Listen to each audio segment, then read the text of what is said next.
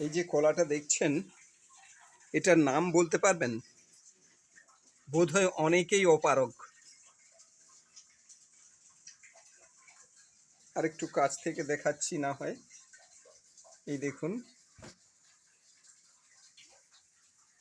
এই যে কি সুন্দর, কি অপূর্ব কালার, তাই না? এই যে দেখুন, আর তেমনি ভারী, এক একটা কলা তেমনি ওজন। মনে হচ্ছে কাঁদিটা ছোট, কিন্তু যটা কলা আছে সলিড। এবার বলুন তো কলাটার নাম কি, এর কাজ কি? বোধহয় অনেকেই ফেলিওর। ঠিক আছে, আমি বলে দিচ্ছি।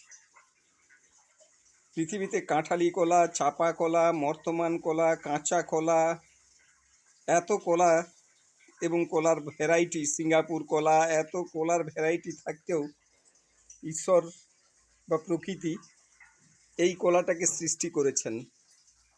এই কলাটাকে আমরা বিচে কলা বলি। এর ভেতরে যতটা শাঁস ততটাই বীজ, এবং খুব মিষ্টি। যদি গাছে পাকে তাহলে তো কথাই নেই, অসম্ভব মিষ্টি হয়। আর একটা একটা কলার বেশ বড় সড়ো হয়। কলাটার কাজ কি জানেন?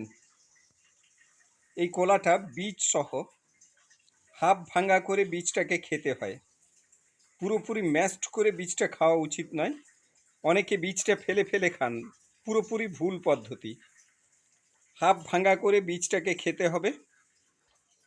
এই বীজটার পেটে গিয়ে আপনার যদি কৃমি বা কিছু থাকে, ওই হাফ ভাঙা কলার বীজটাতে আশ্রয় নেয়।